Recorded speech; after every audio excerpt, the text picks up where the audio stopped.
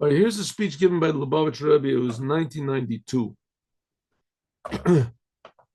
1992, right in the beginning of 1992. This is as a result of an amazing thing that happened in 1991 when Mikhail Gorbachev, he was the premier of Russia, as he dissolved communism and he took down the Iron Curtain. And then he had a meeting with Reagan, and they met in the United Nations. And